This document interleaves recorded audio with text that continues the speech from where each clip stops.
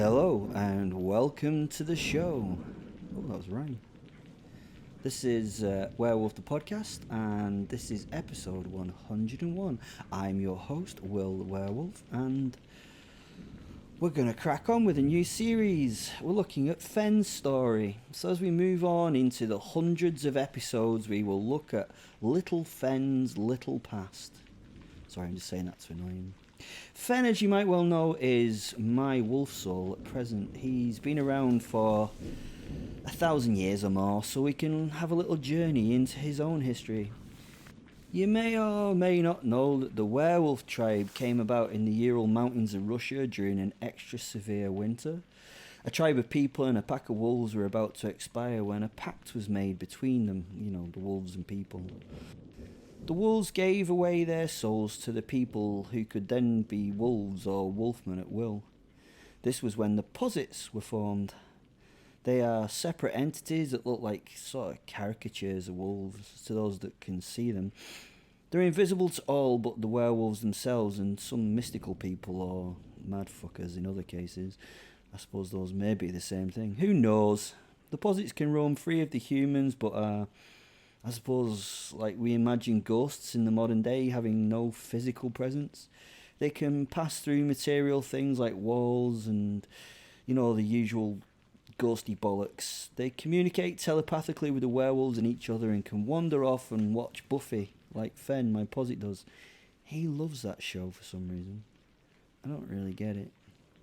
Anyway, the deal was that the soul would be immortal, that it would and could pass from human to human.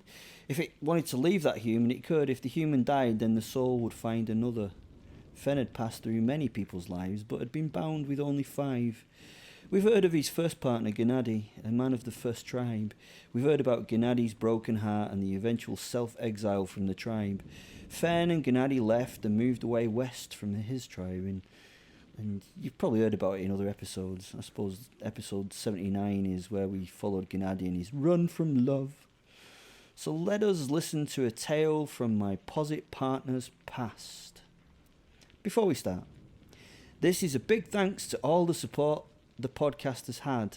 This is somewhat of a niche product, so we never really expected it to be popular, but it was just done for fun. But somehow we've got into the top 25% of the worldwide downloads, which apparently is big bollocks. And yeah, it's shocked us more than anyone.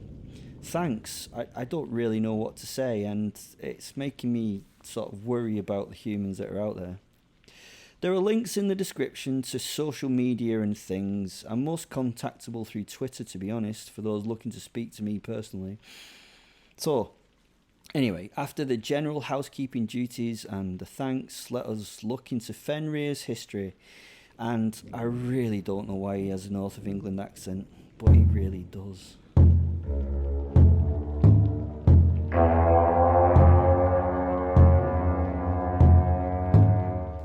After my loss of Gennady, I was in the land of what you'd call the Vikings. I'd wandered west until I fell into water. There I met the people I loved the most. They were the Norsemen or the Ostermen. The Vikings is like a descriptive word for these animals of the old days. Viking is really a verb and a doing thing. The raiding was the Viking. The Vikings would be the raiders of the sea. These humans were the best humans that I'd ever met. They were brutal, fucking loopy fucktards. Oh God, I miss them in this day and age when, well, I won't go there, you know what I mean. These people saw strength as merit, and they fought for honour and the sheer pleasure of doing so. I loved this society. There was no equality or equanimity between humans. The richer you were, the better you were as a person. Slaves were, well, just a thing, not even seen as humans. You treated them well in the main because they were valuable and worth a lot of money. I loved this shit. A true meritocracy where the best rise to the top, and as a werewolf you could shine like one of their mental gods. A beast is always the best. I also loved that the gods could fuck up and have fun like any human. The Norse gods were not really worshipped like the Christian God. The Norse gods were just, well, Loved through they were in the stories, especially the stories. You couldn't ask them for help. Well, you could ask them for help, but they'd only do it if they liked. I fucking belonged here, hence why my name now is Fenrir. Power and martial prowess were seen as everything. If anyone slighted you, you would fight them or expect to be paid somehow for that slight. It was an understood part of their lives. Say you were in the hall of an evening and someone slighted you or your family. Maybe as something as slight as, ain't your mum ugly, and you took offence. What would you be expected to do in our society? Well, you'd be expected to ignore it, not rise to it. Turn the other fucking cheek and that. Yuck. If you're in no society with a morals and idea of their afterlife, the correct thing to do was the opposite. You would fuck that person up right there and then. If you died, that didn't matter, because you would be willing to die. They believed that if you died or got injured in that fight, it was fated for that to happen anyway. Secondly, if you died fighting or due to fighting, you would go to the best form of afterlife. You would join Odin in his hall Valhalla, where you would join other honoured warriors, fighting all day and carousing all night until the final battle of Ragnarok, where you would fight with Odin against the Chaos Gods. If you decide not to fight that person on that day, and that you're the better man, or you were scared to fight them, you was gonna die anyway. It was fated. You might later on fall over, bang your head, or choke on a fishbone. You would still die, but it would be in a dishonourable way. You were meant to die that day anyway. I hope you get it. So you could choose how you would die, not if you died. You could die with honour or without honour. If you died after swerving fight, then you would not go to Valhalla, you would go to hell. No, not our hell of Christian ideas, not the place of burning torture and Satan, a place of shadows with no happiness, which is sometimes reflected as just being trapped within the grave. You can see that this concept of fate and the mythology of the people led to the Norse being not psychotic bastards, but just them having reckless courage. The three weird women, the Norns, wove your life when you were born. They'd created the tapestry that you would be following through your path, and at the end of the woven piece would be the day you die. That would not change, and you could only choose how you died. Odin himself says it best in one of the recounted poems. An unwise man thinks he will live forever, if only he can avoid a fight. But old age will give him no peace, even if weapons do. A man will die no matter what, even if weapons give him peace, that is. If he avoids getting hurt in battle and in old age, he will suffer anyway, just as he would have suffered from those weapons he avoided in his youth. Your new life would end, but you are expected to meet the end well. The whole of Viking society, ethics and religion works around that simple thing. You're gonna die, but you need to die honourably. This meant that no fight was too small or too dangerous to get involved in, because if you died in fight, you were going to go anywhere. You might as well be brave. Now that sounds bad in a way. The weak would be mercilessly bullied, but no, there was also concepts called the Drenga, that beating people more vulnerable than you was not honourable, that honour was only linked to beating those that would be a struggle or impossible to beat. The more the odds were stacked against you, the more recognition you gained. Even if you lost the fight, being willing to have a go would get you respect. This meant Viking society was pretty safe for those weaker than others. In fact, they could gain great honour easily. Obviously, this only extended to Vikings in the tribe. If you were a non-Viking, then, well, you weren't seen as a human, so life was not so good. Violence was an expectation, not a sin. You fought to survive. Oh, I'm close. Men and women, well, men were men and women were women, but no one got lost in gender politics because they were struggling to survive. Each sex was the power in some part of the relationship. That said, there was equality and equanimity in the home between men and women. Okay, they had their roles within that home, but the woman was the boss of the hearth and the home. She was the one who controlled all going-ons in life concerning family and house. The man was the one who did the work outside the home and the farm. Women had a lot of power. They could divorce if they wished. They could marry for a contracted agreed amount of time. They could fight if they wanted to. Shield maidens are a lot rarer than the films portray, but they were proper things and had much respect from those they fought alongside. Anyone willing to fight was treated with respect. Such a beautiful society. I'd left Gennady on the step. He had wholly broken down and was no longer capable of living. When I left him, he was starved and grieving for his loss. See that episode? I think it's 79. He was so weak that I couldn't stand it anymore. Please do not think I'd not tried to help him and get him to be a better place, but you can only help so much before you give up. He'd given up, so I had to. He was the strongest of men, but he'd fallen to the easiest weakness for a strong man. He'd fallen to that thing, fucking love. Fucking love. My next binding will be with a human that cannot feel that ridiculous emotion. I could feel those who did not feel. They would be chosen ones now.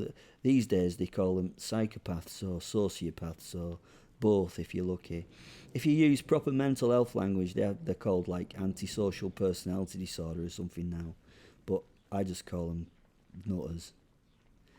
I understand this now as I made my way west after leaving poor Gennady. I was ethereal, unseen with no physicality. I felt as naked and powerless as I can feel, I suppose. I needed a body and a mind with which to work. I took Thorstein as my new human host. He had difficulty accepting me at first. He needed to fit in with his religion and all that he followed at the time. Luckily, the idea that a man could carry the soul of an animal on his own was already part of the faith in the Norse. I met him when he was very young. He was a farmer's child and was fishing with friends. He sat by the river and shone to me. I saw in his soul like a bright flame. He was emotionless. There was no love in him. I only felt the want of power and fame. That was what I needed in a person. And an emotionless mental winner. He was a beautiful child, sorry. Looks are everything in the human world. If you're beautiful, you're more powerful than you can ever imagine. Blonde-haired, well-fed and strapping and the pride of his mother and father. He fished as I moved to him. I stood behind the boy as the sun went behind darkness. It was a coming storm. Lightning flitted through the clouds as thunder crashed around. His friends grabbed their things and ran home in fear. His eyes just saw them as weak and cowardly. Thorstein had been told to get fish for dinner. He'd 3 and wanted more before leaving. Thorstein was brave, and I respected that. He sat stoically, intent on his line as his friends ran from home in a semi-panic, and he smiled. The rain started to smash into the ground. It tore through the leaves of the bushes and the trees. It exploded on the surface of the water. The noise was deafening and reassuring for him. I felt him relax as he pulled a skin cover over his head to intercept the falling droplets. I came from the cover of the bushes. You must remember that if you could see me, I would look like a giant black-pelted wolf, twice as large as anything seen in this part of the world. I would be terrifying to this small human being if he could look upon me. I had to do this carefully. His initial reaction would be everything. He would pass or fail the, let's call it interview process with just that instant of, just in that moment. I walked within a few hundred feet and sent a message into his brain. Turn around. A telepathic link was formed. I knew he'd heard me, but he shrugged and continued his focus on his line. He was twitching it in the water to try and get the fish that would be now at the bottom of the pool. Turn around, I ordered. The boy now changed in manner. He slowly placed the fishing stick on the ground and laughed. No, Anne, you won't make me fear. I know it's you, and it's not going to go well for you. I must get another fish. Then I'll play your games with you. You fight like a whelp anyway. Give me a moment. Let me get another fish, and I'll teach you the lesson you need. Turn around and see me, I repeated. The boys rocked his head back and laughed again. His laughter was like a peal of bells and music to my ears. I could already smell and sense his intelligence. He was going to be perfect. If this was the first meeting and it went well, this was just going to be perfect.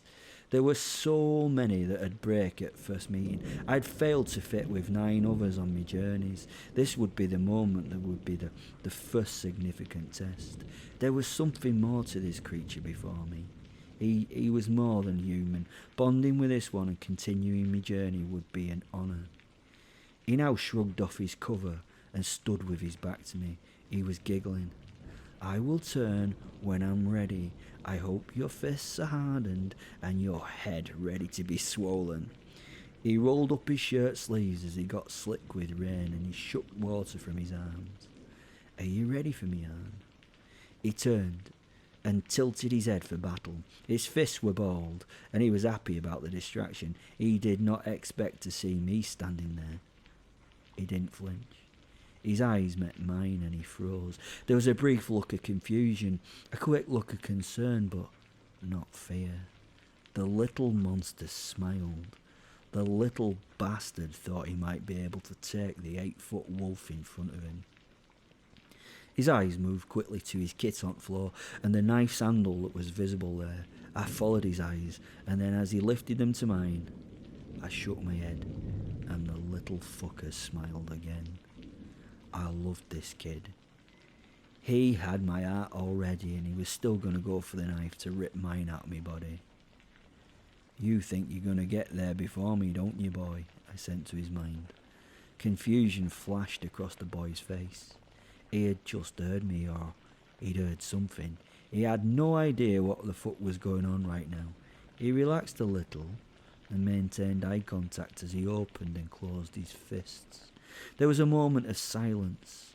As silent as it can be when the sky's falling on your head. You spoke, Wolf? He said. I shook my head at him and said, no, I'm speaking in your head. This confused him even more. He quickly accepted it though. It was impressively how quickly he got his faculties together to respond. You are a wolf? No, it's not that simple. I'm not a wolf, I replied. You're a god? No, I'm no god either. I'm more than that. I'm more real than that. You're a wolf spirit? Kind of, but no. Are you Fenrir? I had no idea at this time what or who Fenrir was, but that was interesting. I will be truthful with you, boy. I am no boy, he butted in anger. Anger was so evident in his stance. I laughed at his response. He wasn't joking with me. He wasn't trying to be funny. He wanted to point out this point just from respect. You're a boy to me. You'll have to prove otherwise if you want me to respect you. I don't respect men any more than a boy. Though, to be honest, you need to earn my respect, lad. Again, the kid stepped in. Why would I want to have your respect, Wolf? Oh, why? Why? Well, I can make you the greatest of all men. I can give you the power and the knowledge to be the greatest of all time. I know that's what you want. You want to be the greatest warrior of all time. You want to have power. You wish for riches. I've come to help you gain those. Why would you want to do that, Wolf? If you have all that power, why not just be the biggest and strongest yourself? Why don't you just do that? He smiled as he said this, and it threw me for a moment. He was truly intelligent, and to see something like that for me was, well, it was great. You're a clever boy. I'm a beast, a soul that the gods offer to those that they've chosen. They've decided that you should be the greatest warrior and the king of all this. They want you to be so great so that you can aid them in their battles. Do you mean I am to help them at Ragnarok? He asked now with some excitement.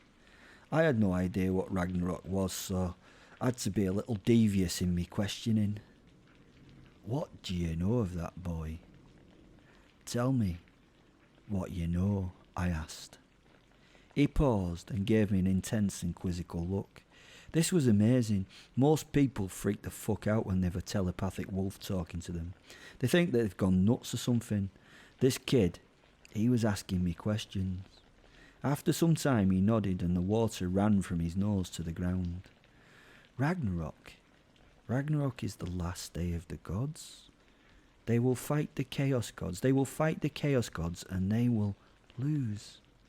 That was why I wondered if you were Fenrir.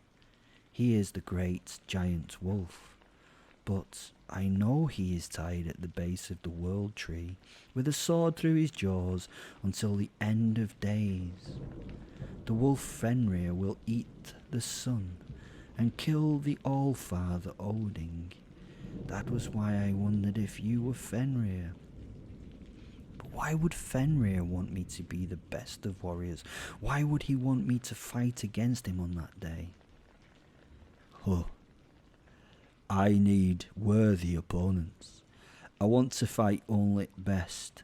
So my spirit is yours to learn from and work with, to become truly powerful and worthy of that balance. I am the spirit released from my trapped body so I can wander the world and mix with the race of men. I am Fenrir.